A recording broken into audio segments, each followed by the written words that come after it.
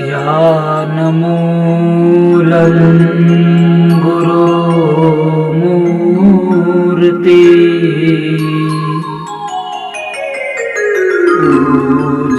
पूजामूलं गुरोर्पदम्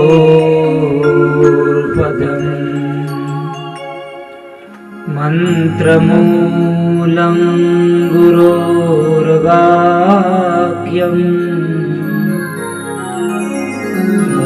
मोक्षमूलं गुरोर्कृपा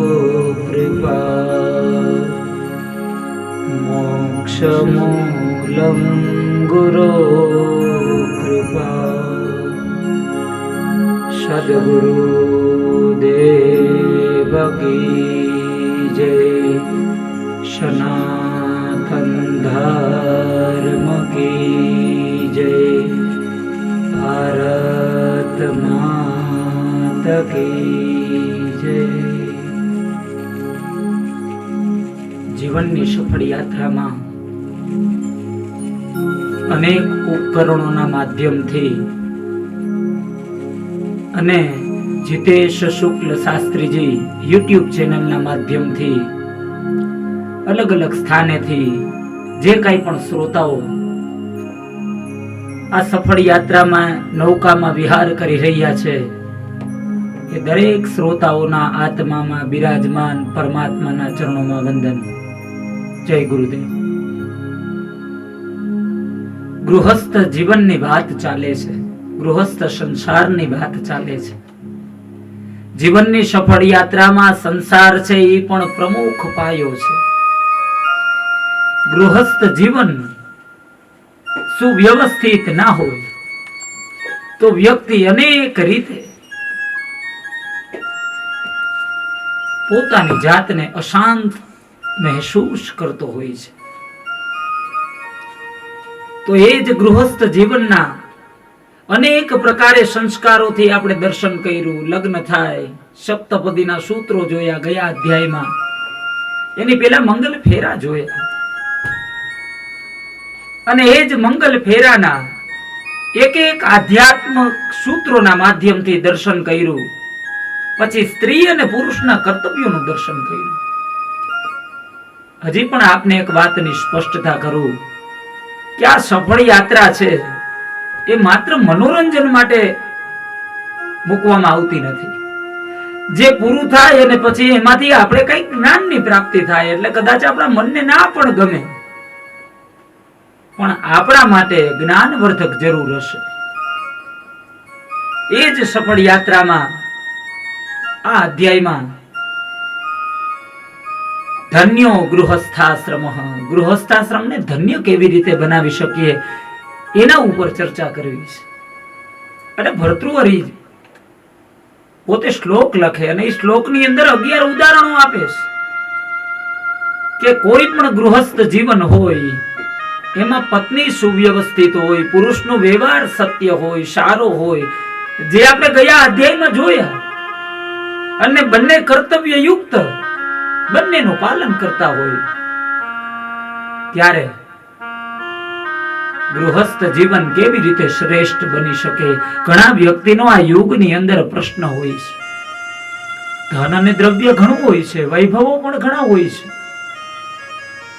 પણ એ વૈભવોને વાપરવા માટે, એ વૈભવોને સુવ્યવસ્થિત રીતે વિનિયોગ કરવા માટે ગૃહસ્થ જીવનથી આજનો માનવ ખૂબ જ અશાંત છે. એટલો બધો તાપની અંદર બળે છે. એનો અર્થ ક્યાંક અંશે એવો પણ છે કે માત્ર દેખાવ આવે અથવા તો માત્ર ખાલી કરવા માટેની ક્રિયા આવે ત્યારે આ બધું ઉદ્ભવ થઈ છે. એ તો આપણે ગયા અધ્યાયમાં જોયું. અહીંયા ધન્યો ગૃહસ્થ આશ્રમની મારે વાત કરવી છે. અને ભર્તૃહરિજી સુંદર મજાનો શ્લોક લખે. કદાચ શ્રોતાઓને પણ આ શ્લોક કંઠસ્થ હશે અથવા તો ઘણી વખત આપણે સાંભળ્યો હશે. એ શ્લોકનું દર્શન કરીએ અને પછી એ શ્લોકની વ્યાખ્યા સમજવાનો પ્રયાસ કરીએ. સાનંદમ સદનમ સુતાશ્ચ સુધય કાંતા પ્રિયા સન્મિત્રં સદનં સ્વયોષિતિરતે જાગના પરા સેવકા આતિથ્યં શિવપૂજનં પ્રતિદિનં મિષ્ટાન્નપાનં ગૃહે સાધો સંગમુપાસતે સતતં ધન્યો ગૃહસ્થાશ્રમ સાનંદમ સદનમ સુતાશ્ચ સુધયઃ કાંતા પ્રિયા ભાષિણી. પ્રમુખ વસ્તુ આપે છે સાનંદમ સદનમ. સદને સદા સર્વત્ર આનંદ પ્રથમ સોપાન. આપણા ઘરની અંદર આનંદ છે એ પહેલું પ્રમુખ પગથિયું છે. અને નિજાનંદની વાત છે, ખાલી માત્ર આનંદની વાત નથી. અને આનંદ પણ એવો કોઈ વૈભવ, કોઈ સંપત્તિ, કોઈ સાધન એનાથી આનંદ આવે એ આનંદની વાત નથી. એ આનંદ તો ક્ષણિક હોય કે જેવું એ વસ્તુ કે વૈભવ નાશ પામે એટલે આનંદ નાશ પામી જાય. અહીંયા તો નિજાનંદની વાત છે. બાકી તો મનની ઈચ્છાઓને મનમાં રાખી લોકો દુખી થતા હોય છે અને સુખમાં પણ વધુ અપેક્ષા રાખી દુઃખને આવાહન કરતા હોય છે. સમયનો આનંદ અને પ્રસંગની મોજ માણતા આવડવું જોઈએ. બાકી તો સરોવરની વચ્ચે રહેવા છતાં તરસ છુપાવવા લોકો નીર શોધતા હોય છે. મનની મુરાદોને મનમાં રાખી, મનની કેટલી બધી ઈચ્છા હોય એને મનમાં ને મનમાં જ રાખી અને દુખી થાય. જે હોય એનો આનંદ ન હોય અને જે ન હોય એનું દુઃખ હોય. બીજું કે ઈચ્છાઓ ને મહેચ્છાઓ એટલી બધી વધી જાય કે જેના માટે દુઃખી થતા હોય એ પાછું પ્રાપ્ત થઈ જાય તો 2-4 દિવસ એનામાં સુખ પૂરવી દે અને પછી પાછું નથી એની કલ્પનાઓમાં દુઃખી થાય અને એમાં જ જીવન ક્યારે પૂર્ણ થઈ જાય એની ખબર ના પડે. એટલે સમયનો આનંદ અને પ્રસંગની મોજ માણતા આવડવું જોઈએ. બાકી તો સરોવરની વચ્ચે રહેવા છતાં તરસ છુપાવવા લોકો નીર શોધતા હોય છે. આનંદ એને ક્યાંય બહારથી મળતો નથી, એ તો પરિવારમાંથી જ મળે, પરિવારના સભ્યોમાંથી મળે. પણ એ આનંદ મેળવવા માટે એ ઘરના લોકો બહાર શોધતા હોય છે.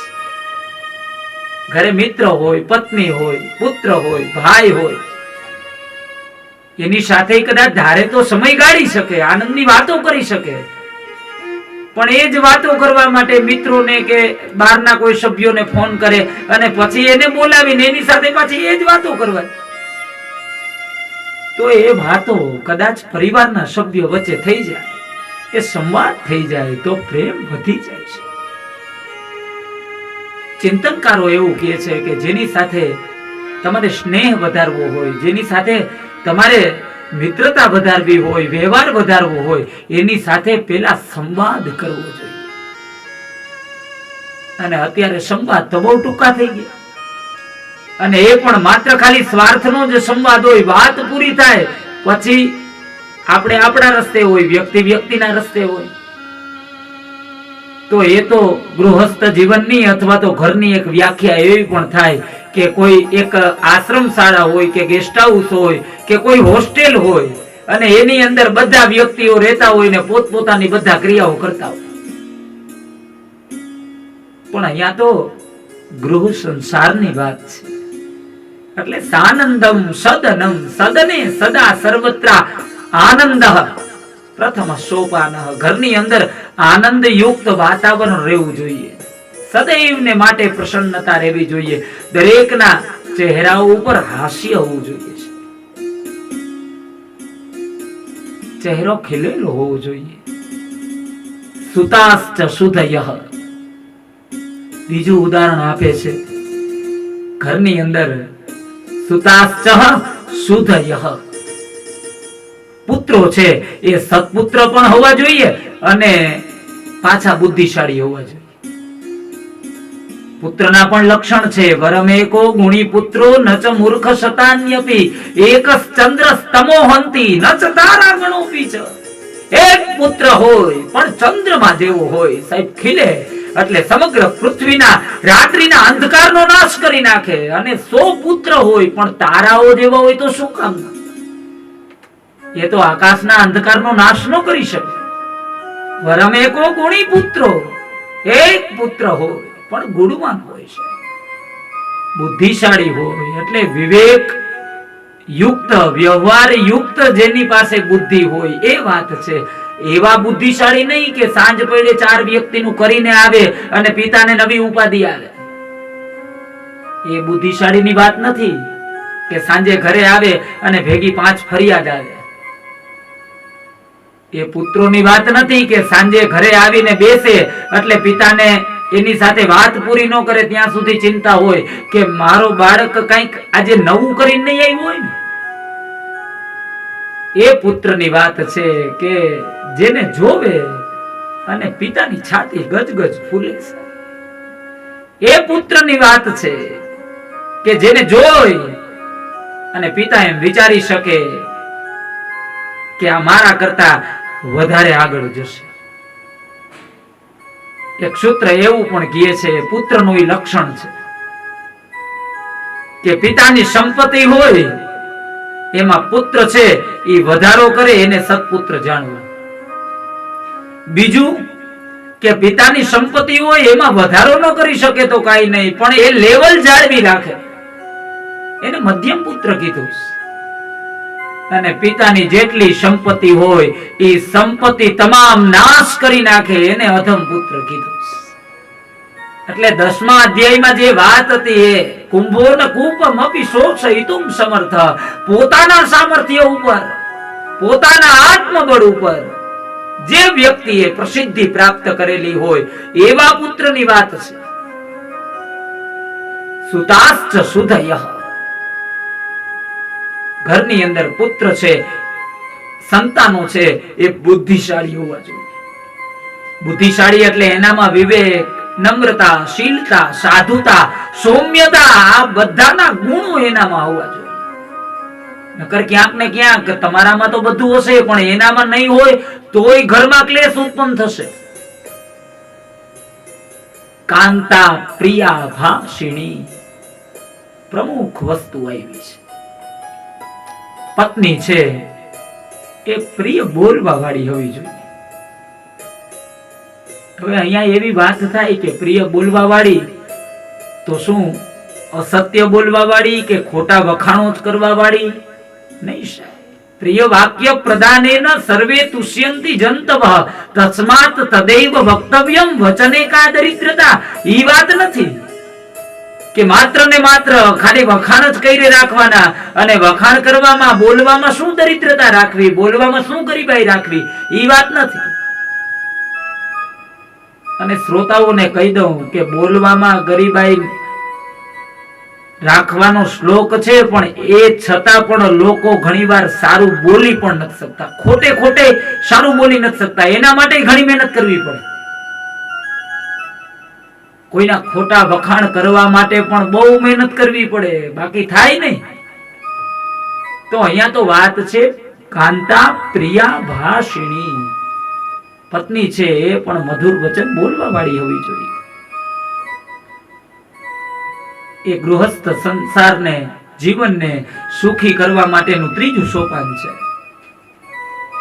સન્મિત્રમ, એના પછીનું ઉદાહરણ આપે છે કે સારો મિત્ર હોવો જોઈએ. ઘરમાં એક ચિત્ર હોય તો પૂરતું છે અને જીવનમાં એક મિત્ર હોય તો પૂરતું છે. હાથ લંબાવ ભલે સાવ મેલો ઘેલો હોય, માણસ દિલથી પવિત્ર હોય તો પૂરતું છે. માણસ દિલથી પવિત્ર હોવો જોઈએ, વ્યવહારથી પવિત્ર હોવો જોઈએ. સન્મિત્રમ, સારો મિત્ર જો હોય તો ગૃહસ્થ જીવન છે એ શ્રેયસ્કર બને છે. એટલે ગૃહસ્થ જીવનને શ્રેયસ્કર બનાવવા માટે એ મિત્ર પણ જરૂરી છે. અને એ મિત્ર કેવો? વારે વારે તમને ટકોર કરે, વારે વારે તમને સજાગ કરે. હે દોસ્ત, અહીંયા તારી ભૂલ છે, તારે આવો વ્યવહાર ન કરાય, તારે આમ તો ન જ કરાય, તે આમ શું કામ કર્યું? કવિની એક સુંદર મજાની રચના છે, એ આખી કવિતા મિત્રની છે, પણ એમાં એકાદ બે પંક્તિ મને યાદ આવે કે એક જ રમત હોય અને એ રમતમાં તારી હાર થાય અને સૌથી વધારે બહુમત મને મળે, તો બધા કરતા વધારે તું હરખાય તો તું દોસ્ત સાચો યાર. બે જ મિત્રો હોય અને એ બંને વચારે કોઈ હરીફાઈ હોય અને એમાં એના સામેવાળા મિત્રને બહુમત મળી જાય તો એની હારનો અફસોસ ન હોય, પણ મિત્રના જીતનો જેને આનંદ હોય એને સન્મિત્ર કીધું. અને બહુ અઘરું છે. મિત્રની ડાયરી આપણે બધા કહેતા હોય કે મારા આટલા મિત્રો છે, આટલા મિત્રો છે, પણ ક્યારેક આવા વિચારોની ચારણીમાં બધા સંબંધોને ચારવાના એટલે તમને ખબર પડશે એકાદ બે જ ઘઉં રૂપી મિત્રો છે ને એ ચારણીમાં રહેશે, બાકી બધા નીચે ચરાઈ જશે. જ્યાં સ્વાર્થની પૂર્ણાહુતિ થાય ત્યારે મિત્રતાનો પ્રાદુર્ભાવ થાય છે. સ્વાર્થની પૂર્ણાહુતિ થઈ જાય પછી થાય. જ્યાં સર્વસ્વ ગુમાવવાનું હોય એની મિત્રતા કહેવાય છે. જ્યાં લેવાની ભાવના ન હોય, જ્યાં યાચનાની ભાવના ન હોય, જ્યાં પવિત્રતા હોય, વ્યવહારમાં એકદમ નિખાલસતા હોય અને સ્પષ્ટતા હોય.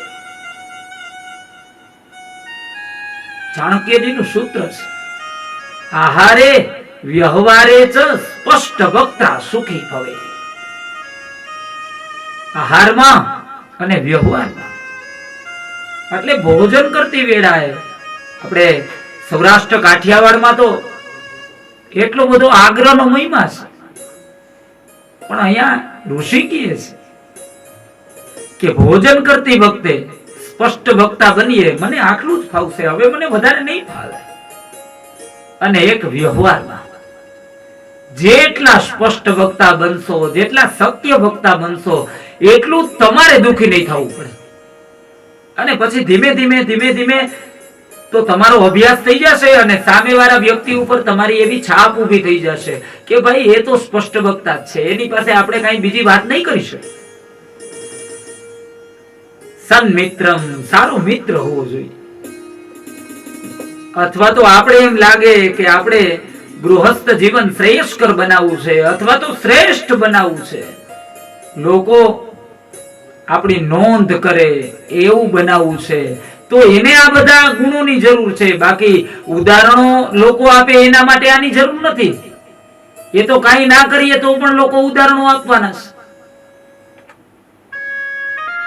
નથી અત્યારના ઘણા બધા વ્યક્તિઓ ઉદાહરણ આપે, પેલાના છોકરા જેવો ન થતો, બાકી બધું થાજે. પેલાના તો સંતાનોએ આમ કર્યું, પિતાએ 50-60 વર્ષ સુધી જે મહેનત કરી અને પ્રતિષ્ઠા બનાવેલી હોય એ સંતાનો એક જ ક્ષણની અંદર નષ્ટ કરી નાખે. અને એને પાછી વાવવા માટે 2-3 પેઢી લાગે. લોકો એના તો ઉદાહરણ દેતા હોય કે આ કોણ છે ખબર છે? તો કે આ ફલાણા છે ને ભાઈ, આ ઈ છે. એટલે આપણે ઉદાહરણોમાં ન આવવું હોય તો આ બધું જરૂરી છે. સન્મિત્રમ, સારો મિત્ર હોવો જોઈએ. પછી સધનમ, સારું ધન હોવું જોઈએ. એ સંપત્તિ સારી હશે તો સંપત્તિથી સંસ્કાર આવશે, એ સંપત્તિથી ધર્મ કાર્ય થશે, એ સંપત્તિથી લોક સેવા થશે, એ સંપત્તિથી સમાજની સેવા થશે, રાષ્ટ્રની સેવા થશે અને એનો આનંદ હશે. દેખાડા માટેની સેવા છે એની વાત નથી કરતો, હજી પણ સ્પષ્ટ કરું છું.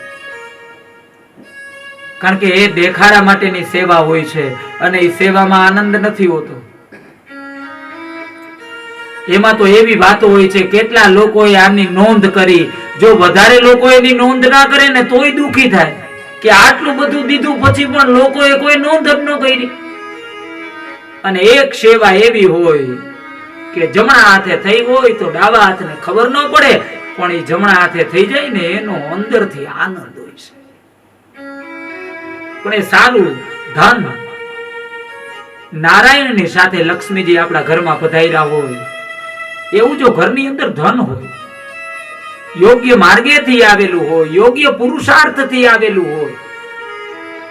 પુરુષાર્થથી આવેલું ધન ક્યારેય પણ તમારી ચાલ બદલાવતું નથી.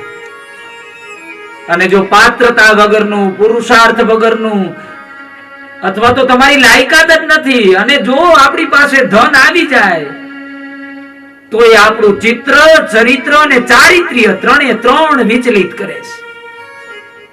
એટલે ધન પાત્રતા વાળું હોવું જોઈએ. સધનમ સ્વયોષિતિ રતિહિ, સ્વયોષિતિ રતિહિ, ઉભયોઃ રતિહિ. પતિ અને પત્ની બંનેને એકબીજાની સાથે પ્રેમ હોવો જોઈએ. એક બાજુના પ્રેમની કે એક બાજુના વ્યવહારની વાત નથી. પતિની એવી ફરિયાદ હોય કે પત્ની મારી સાથે વાત નથી કરતી, તો પતિએ પણ અંદર ખાને ક્યાંક જોવું જોઈએ કે મેં કોઈ દિવસ વાત કરવાનો પ્રયાસ કર્યો કે નહીં. સ્વયોષિતિ રતિ, બંનેને એકબીજા પ્રત્યે પ્રીતિ હોવી જોઈએ, લગાવ હોવો જોઈએ, પ્રેમ હોવો જોઈએ, સ્નેહ હોવો જોઈએ. અને એ સ્નેહની તો ગયા અધ્યાયમાં આપણે વાત કરી. દર્શને સ્પર્શને વાપી, શ્રવણે ભાષણે પીવા. બંનેને એકબીજા પ્રત્યે રતિ હોવી જોઈએ, સાહેબ, પ્રેમ હોવો જોઈએ, સ્નેહ હોવો જોઈએ. આતિથ્યમ, ઘરની અંદર અતિથિ સત્કાર થવો જોઈએ. અતિથિ સત્કાર એ પ્રમુખ છે.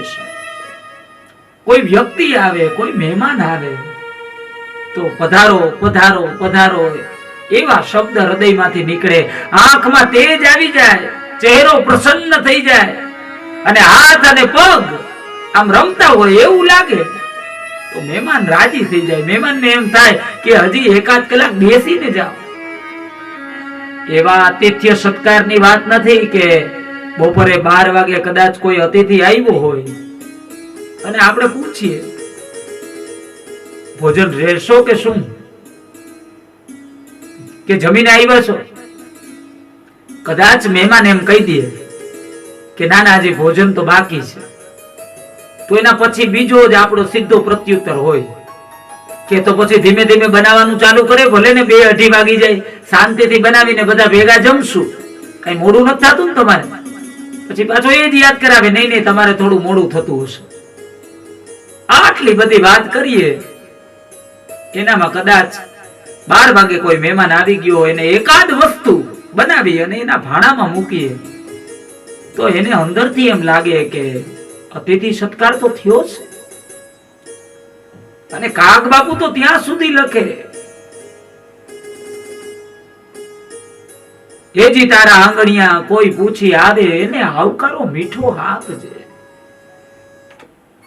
કાગે એને પાણી પાજે અને ભેગા બેસી જમજે, અને એને જાપારે સુધી વરાવાને જાજે રે, આવકારો મીઠો આપજે. જાપા સુધી વરાવાની વાત હતી સાહેબ. એટલે પેલા તો અતિથિ સત્કાર થવો જોઈએ. જે ઘરની અંદર અતિથિ સત્કાર થાય એ ઘરની અંદર સદૈવને માટે આનંદ હોય છે, ત્યાં દેવતાઓનો વાસ હોય છે. અતિથિ છે, માતૃદેવો ભવ, પિતૃદેવો ભવ, આચાર્ય દેવો ભવ, અને ચોથું અતિથિ દેવો ભવ. અતિથિને દેવ માન્યો છે કે જેની આવવાની કે જવાની કોઈ તિથિ નક્કી ના હોય, એને અતિથિ કહેવાય. અને એ આદર સત્કાર ક્યાંક અંશે અત્યારે ક્ષીણ થતો જાય છે એવું દેખાય છે. અને બીજું એક વસ્તુ એ પણ યાદ રાખવી કે આ એ યુગમાં આપણે બધા જીવીએ છીએ કે જેમાં આપણે કોઈને 10 વાર આમંત્રણ આપીએ ને ત્યારે કોઈ એક વાર આપણા ઘરે ભોજન કરવા આવે. નાનો માણસ છે એ એની વ્યસ્તતામાં છે, અને મોટો માણસ છે એની વ્યસ્તતામાં છે, પણ એ સમયમાંથી પણ કોઈ વ્યક્તિ આપણા ઘરે પધારે અને એનો અતિથિ સત્કાર થઈ જાય તો ગૃહસ્થ જીવન શ્રેયસ્કર બને. એનું એક ઉદાહરણ છે. પછી આગળ પાછું ભર્તૃહરિ ઉદાહરણ આપે છે, શિવ પૂજનમ, શિવ નામ કલ્યાણ,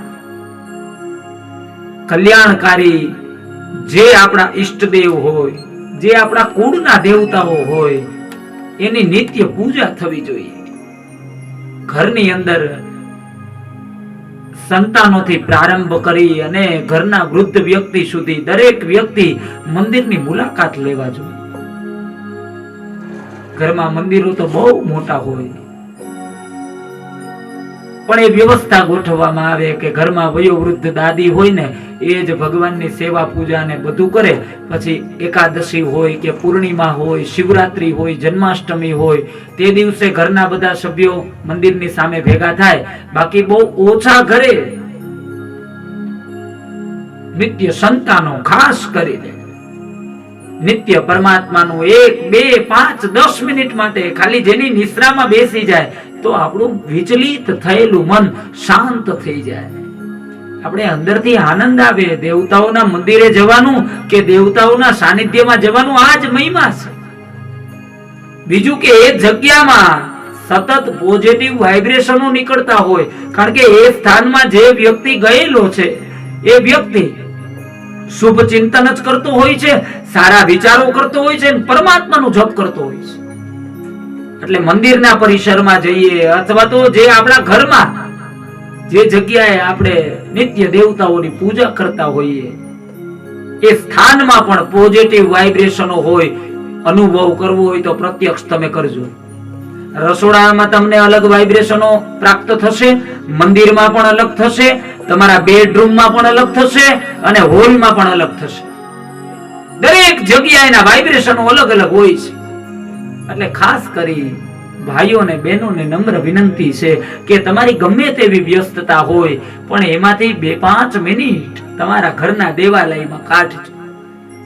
ત્યારે માનસિક રીતે તમે અસ્વસ્થ નહીં થાઓ. પ્રતિદિનમ મિષ્ટાન્ન પાનમ ગૃહે, એટલે આતિથ્યમ, શિવ પૂજનમ, મિષ્ટાન્ન પાનમ ગૃહે પ્રતિદિનમ ભવે. આ 3 વસ્તુ. આતિથ્ય સત્કાર પણ નિત્ય થાય તો શ્રેષ્ઠ છે. શિવની પૂજા પણ નિત્ય પ્રતિદિન, એટલે પરમાત્માની પૂજા જેનાથી આપણું કલ્યાણ થાય એવા દેવની પૂજા. ને મિષ્ટાન્ન પાનમ ગૃહે, રોજ મધુર ભોજન. કદાચ મિષ્ટાન બનાવવાની રોજની આપણી વ્યવસ્થા ન હોય તો એવું જરૂરી નથી કે રોજ મિષ્ટાન જ ખાવું. પણ જે ખાઈએ, દાળ રોટલી ખાઈએ કે ખાલી ભાત ખાઈએ, પણ સારી વિચારધારાથી બનેલા હોય, આનંદથી બનેલા હોય અને યોગ્ય રીતે એનું નિર્માણ થયું હોય અને પરિવારના બધા સભ્યો સાથે મળી અને ભોજન કરતા હોય, એ ભોજન મધુર બની જાય. સાધો સંગમ ઉપાસતે સતતમ ધન્યો ગૃહસ્થાશ્રમ. અને છેલ્લી પ્રમુખ વાત, છેલ્લું ઉદાહરણ, 10 ઉદાહરણ અને પછી અંતિમમાં ઉદાહરણ આપે છે સાધો સંગમ ઉપાસતે, સજ્જન વ્યક્તિનો સંગ. એ છેલ્લું ઉદાહરણ આપેલું છે. અને સંસ્કૃત ભાષાની, કવિઓની, ઋષિઓની એક વિશેષતા છે કે છેલ્લું ઉદાહરણ જો આવી જાય તો ઉપરના બધા આવી જાય, અને ઉપરના બધા આવે ત્યારે જ છેલ્લું ઉદાહરણ આવે. ત્યાં સુધી છેલ્લું ઉદાહરણ નું આવે. કારણ કે અભ્યાસ છે એકમાંથી બીજામાં જવાનો, બીજામાંથી ત્રીજામાં જવાનો. ઘરની અંદર આનંદ રહેવો જોઈએ, પુત્રો છે બુદ્ધિશાળી હોવા જોઈએ, વિવેકશીલ હોવા જોઈએ, પત્ની છે એ પ્રિય બોલવા વાળી હોવી જોઈએ, સારો મિત્ર હોવો જોઈએ, સારું યોગ્ય માર્ગેથી આવેલું ધન હોવું જોઈએ, પતિ અને પત્ની બંનેમાં પ્રીતિ હોવી જોઈએ, રોજ અતિથિ સત્કાર થવો જોઈએ, નિત્ય પ્રતિદિન પરમાત્માની પૂજા થતી હોય અને યોગ્ય મિષ્ટાન્ન પાનમ ગૃહે બધા સાથે મળી અને ભોજન કરતા હોય. તેના પછી સાધો સંગમ ઉપાસતે, સજ્જન વ્યક્તિનો સંગ થાય. સજ્જનનો સંગ, સાધો સંગમ ઉપાસતે, સજ્જનનો સંગ થઈ જાય. કોઈ એવું વ્યક્તિત્વ હોય કે જે ઘરની અંદર જેની વાતથી, જેના વિચારોથી, જેની વાણીથી દરેકને સત્ય અને સ્પષ્ટ અને સારી રીતે સમજાવી શકે, અથવા તો જેની વાતની અંદર સજ્જનનો સંગ, સત્સંગ એટલે ખાલી જપ કરવા કે માળા કરવી કે પૂજા કરવી કે સતત ભગવાનનું જ નામ લીધે રાખવું એ વાત નથી. સતામ જાયતે સંગઃ ઇતિ સત્સંગઃ. કોઈ સારા વ્યક્તિનો સંગ થઈ જાય, જેના માધ્યમથી આપણે કઈક નવા વિચારો જાણવા મળે, નવી વાતો જાણવા મળે, આપણા જીવનમાં પરિવર્તન આવે, સમજવાનું આ સજ્જન છે, આ સાધુ વ્યક્તિ છે કે જેની જોવાથી, જેના દર્શન કરવાથી, જેની નિશ્રામાં રહેવાથી અથવા તો જેની ભેગું રહેવાથી આપણા આચારો અને આપણા વિચારો બંને વિશુદ્ધ થઈ જાય, આપણામાં કઈ નવું પરિવર્તન આવે, તો સમજવાનું કે એ સજ્જન છે. સજ્જનની સીધી અને સાદી વ્યાખ્યા. અને એમાં ઋષિ લખે છે કે આ સમગ્ર સંસારની અંદર જે તપેલા વ્યક્તિ હોય અથવા તો દગ્ધતા અનુભવતા હોય, એના માટે શાંતિ ક્યાં? લોકો એમ કહે કે સંસાર જીવવા જેવો નથી, સંસારમાં તો બહુ બળતરા છે. એવું નથી. આપણી સંસ્કૃતિ તો આદિ અનાદિ કાળથી ગૃહસ્થાશ્રમનો મહિમા ગાતી આવી છે. લક્ષ્મી નારાયણાભ્યામ નમઃ. ભગવાન નારાયણ પણ લક્ષ્મીજીની સાથે વિવાહ કરે, ભગવાન શિવ છે એ ભવાનીની સાથે કરે. દરેક ઋષિ મુનિઓ ક્રમશઃ વિવાહ કરે અને ગૃહસ્થાશ્રમ માણે. અને પાછો ગૃહસ્થાશ્રમ શ્રેષ્ઠ પણ બનાવે. આના પછીના અધ્યાયમાં પતિવ્રતા સ્ત્રીના લક્ષણો આવશે અને પુરુષના પણ આવશે. આ સફળ યાત્રામાં ખાલી માત્ર ને માત્ર મારે એક પલણાની વાત નથી કરવી. બધા કર્તવ્યો માત્ર સ્ત્રી માટે પણ નથી હોતા અને બધા કર્તવ્યો માત્ર પુરુષ માટે પણ નથી હોતા. બંને ચક્રો સમાન હોય તો જ આ રથ ચાલે, બાકી રથ નો ચાલે. અને એ બંનેના નીતિ નિયમો છે, એ બંનેના અનુસંધાનો છે, એ બંનેના ક્રમ છે. અને ક્રમયુક્ત આજના સમયમાં પણ સારું ભોજન બનાવવું હોય ને તો એના માટે પણ એના ક્રમો આપેલા છે કે ઈ ક્રમમાં જો એનું નિર્માણ કરવામાં આવે તો જ સારું બને, બાકી ગમે તેમ કરી નાખો તો એ સારું ના બને. તો આ તો ગૃહસ્થ જીવન છે, એના પણ કર્તવ્યો, એના પણ ક્રમ, એના પણ નીતિ નિયમ. પણ શ્લોકના માધ્યમથી જોઈએ, જેટલા પણ વ્યક્તિ સંસારમાં તપેલા હોય અથવા તો દગ્ધતાનો અનુભવ કરતા હોય, સંસાર છે એ દાવાનળ છે એવો અનુભવ કરતા હોય, એ દરેક શ્રોતાઓ માટે આ શ્લોક છે એ ઔષધિ સમાન છે. સંસાર તાપદગ્ધાના ત્રયો વિશ્રાંતિ હેતવ અપત્યમ ચ કલત્રમ ચ સતામ સંગતિરેવ ચ. સંસાર તાપ દગ્ધાનામ ત્રયો વિશ્રાંતિ હેતવઃ. ये जनाः संसार ताप दग्धाः तेषां कृते विश्रान्तीनां त्रय एव साधनः. प्रथमः अपत्यं च, द्वितीयः कलत्रं च, तृतीयः सतां संगतिः एव च. ત્રણ પગથિયા, બીજું ચોથું એકેય સોપાન નહીં.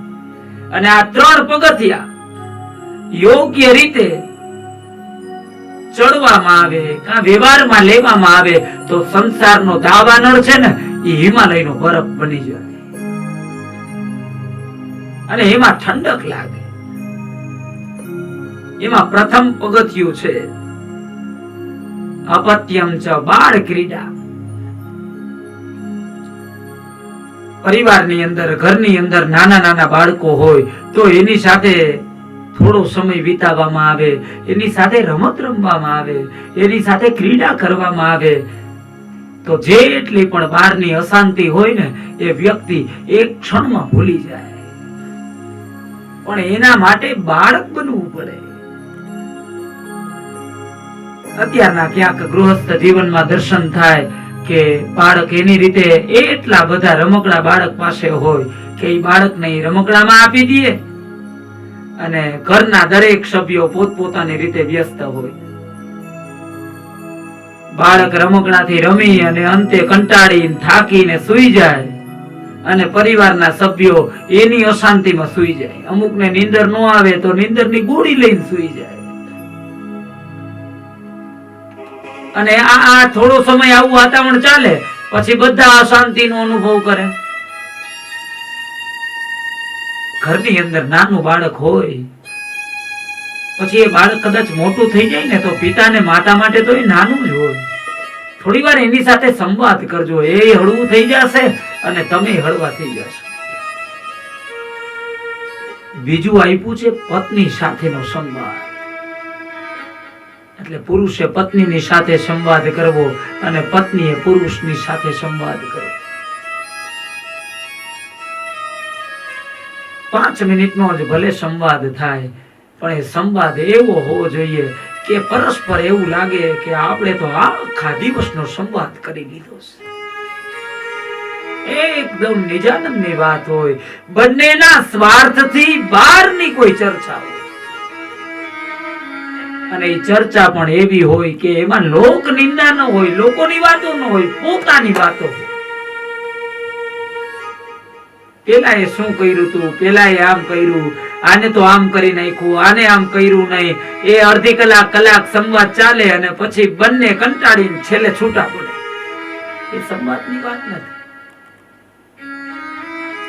અહીંયા તો 5 મિનિટ પૂરી થાય પછી એમ થાય લાવ ને હજી 5 મિનિટ બેસીએ. આખા દિવસનો થાક હોય ને એ ઉતરી જાય એવા સંવાદની વાત છે. અને એને પણ ભાર દીધો છે સતામ સંગતિ રેવ છે. ત્રીજો સજ્જનનો સંગ. તમારા જીવનમાં ગમે તેટલી સંપત્તિ હોય, ગમે તેટલા વૈભવો હોય, ગમે તેટલા સુખ સુવિધાઓના સાધનો હોય પણ એ ઘરના એકાદ ખૂણે કોઈ સજ્જન વ્યક્તિનું એડ્રેસ રાખજો. એ સજ્જન વ્યક્તિનું એડ્રેસ હશે ને જીવનમાં ક્યારેય અધોગતિ નહીં થવાની. એકાદ એવો વ્યક્તિ રાખજો કે જેના માધ્યમથી આ જીવનની નૌકા છે એ આપણે યોગ્ય રીતે જળમાં તરાવી શકીએ.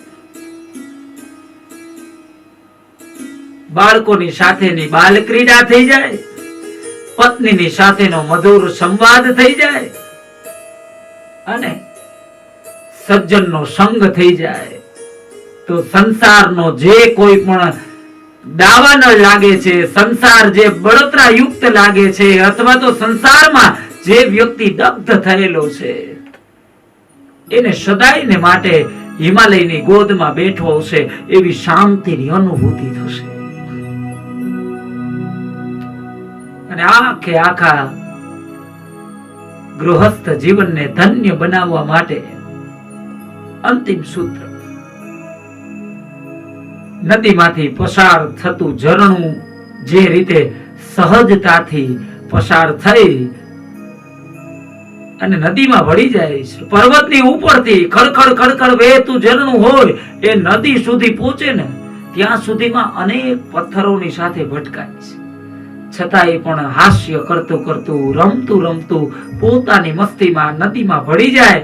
એવી જ રીતે જન્મ થયો હોય પછી અનેક સુખ અને દુઃખના પથ્થરોમાં તમારે અને મારે ભટકાવાનું છે, અનેક આપત્તિઓનો સામનો કરવાનો છે, પણ છતાંય હસતા સુખમાં, વિનોદમાં, આનંદમાં, મસ્તીમાં, કિલોલમાં હસતા રમતા છેલ્લે એ પરાશક્તિ રૂપી નદીમાં વળવાનું છે. એટલે જીવને શિવમાં વળવાનું છે. આ પ્રક્રિયા છે. એમાં આપણે આનંદ કરતા નહીં જઈએ તોય જવાનું છે, એમાં આપણે દુખી થતા જઈએ તોય જવાનું છે, અને એમાં આપણે સુખી થતા જઈએ તોય જવાનું છે. બીજું કે આપણે દુખી થઈએ તો પણ જે થવાનું છે એ થવાનું છે, અને આપણે દુખી થઈએ તો એમાં કઈ નવું પરિવર્તન નથી થવાનું. પણ જો સુખી થવાનો ભાવ પ્રગટ કરી દઈએ, આનંદ કરતા જઈએ, કિલોલ કરતા જઈએ, તો યાત્રા ક્યારે પૂર્ણ થઈ જશે એનો તમને અને મને ખબર નહીં પડે, અને યાત્રાનો ભાર નહીં લાગે, એ યાત્રાનું વજન નહીં લાગે, એ યાત્રાનો થાક નહીં લાગે. પરમાત્માના ચરણોમાં અધ્યાયને અર્પણ કરીએ, અને આવતા અધ્યાયમાં ફરી પાછા મળીશું.